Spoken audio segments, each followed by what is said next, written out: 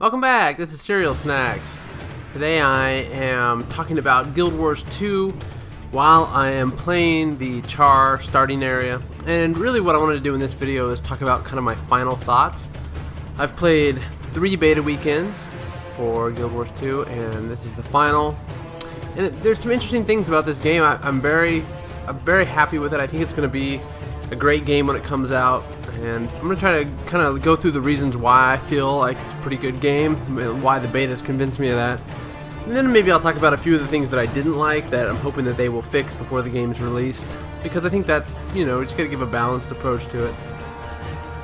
So the gameplay is going to go on, I'm just going to talk, but one of the main things that I liked about this game was its kind of questing that it has. I made some videos about the renowned heart quests and the special events, the dynamic events they call them, that you go through in the game. But it can't be understated. You know, in EverQuest, when we originally played EverQuest, there was probably enough quests to count on like your hand. There weren't a lot of quests in that game. I remember doing a paladin quest to get paladin armor and that sort of thing. But there was nothing. There was not like every zone didn't have quests that you had to do to level up. And World of Warcraft revolutionized that. They came along with their questing system, which really made the game feel like you were just following a story instead of doing a grind. And of course Star Wars: The Old Republic and other games, Dark Age of Camelot and all that, have followed that model to some extent. Dark Age of Camelot was almost kind of a mix of the two. You know, they had a lot of realm versus realm type stuff and a few quests here and there, and a little bit more than EverQuest, and it wasn't as much of a grind. But I think Warcraft came along and then made that even better. And then Star Wars: The Old Republic kind of did a story mode version of that. In many ways, Star Wars: The Old Republic reminds me of more of a copy of World of Warcraft, and except with the cutscenes and that sort of thing. Now, what Guild Wars has done is taken away quests completely in some sense. They have these dynamic events and the renowned heart quests. You never really feel like you have to kill a certain number of creatures. You know, in Warcraft there were a lot of quests where you felt like you had to kill 20 of this or 10 of that, or collect this, collect that. This game doesn't have any of that. In fact, it almost feels like you're just operating in an environment where killing is not really necessary. Of course, you end up doing a lot of killing. You can see here I'm already shooting all kinds of creatures, but the experience that you get from killing creatures is negligible. And it's not like they drop items that you then need to turn into a quest giver. And in even the renowned heart quests don't require that you kill any certain number. Now, there are tasks that you can perform to increase the amount of, you know, the little bar that happens in the renowned quests, but it's not. It doesn't make you feel like you're in any sort of questing mode. So I really like that about this. The thing I really like about this game is the world versus world versus world. And while I'm just showing you player versus environment here, the world versus world aspect of this game is incredible. It reminds me a lot of Dark Age of Camelot, and is just as much fun, if not more fun, than that was. So that part of the game is pretty impressive. The other thing that this game really does well is the graphical style. I mean, the gameplay, the combat, you know, are all important, and it's very good at doing combat, and I can talk about that in a second. But the style and the art really makes a big difference to me too, because of the variety. I think World of Warcraft really got that right. EverQuest did that originally. You know, when you started in the Barbarian starting zone, you felt like you were completely different than the people who started in the Troll zone or the Dark Elf zone. Whereas other games haven't done that as well. I think Star Wars: The Old Republic, I felt like every race was almost exactly the same. You all started out in the same place. And I know that they claim technological limitations to do that, but then you have games like Guild Wars 2, who every race is completely different, runs completely differently, has different emotes, you know, and maybe Star Wars: The Old Republic sacrificed that for the cutscenes, but even Guild Wars has the cutscenes, and I don't think they're that much worse than Star Wars: The Old Republic cutscenes. You know, the voice acting is still not bad, and you know, you do really need a fully acted cutscene to have a good MMO, and I don't think so. So there's that. Now the other thing about this game is the combat, and I want to talk about the combat, and you can kind of see that here while I'm playing.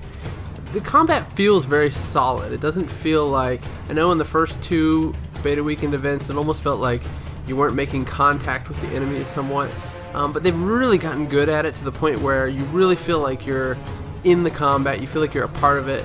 It really connects well. The guns that you shoot off sound really nice. The swords feel like they really connect. you know, Warcraft got this right as well. This was a big thing that made, I think, Warcraft so popular. It's still popular to this day because of it. Is that your combat? It feels very responsive. I think one thing that I didn't like about Star Wars: The Old Republic, although some of the combat felt pretty good, it did feel sometimes like it was just an animation on the screen, and you weren't really getting the full connection that you wanted to have in that combat. And there's been a lot of MMOs that have failed in that respect in terms of combat. Now, some people say, oh, well, Terra is much better than this one in combat, but I disagree. I think that this game, you know, I'm not moving around with my character on the screen right now as I could be, but you can be jumping around if you want. So I really like that aspect of the game. Some of the problems with the game, and I guess I'll start talking about some of the issues that I've had. This third beta weekend event, you know, they've optimized their game quite a bit, but I've still found a lot of issues with lag. So, you know, I don't know if it was just the fact that they have fewer servers, so they had more people online, but when you have lag, the game plays terribly. And of course, most games play terribly when you have lag. Now, the only difference is in Warcraft, I remember when you had a laggy day, it didn't necessarily affect your combat and all that sort of stuff as much as it does in Guild Wars. Guild Wars is a very responsive game, so you need to feel like every movement you make is impactful, and when you have lag, it really doesn't feel as good.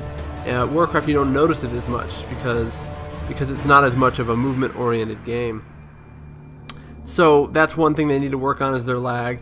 You know, every single zone I went into on the beta weekend event, I was put into an overflow zone, and that was kind of annoying, because when you went into the overflow zone, you know, if you tried to port into the regular zone, once you went through the queue, it actually reset your quests, and was kind of a mess on the quest side.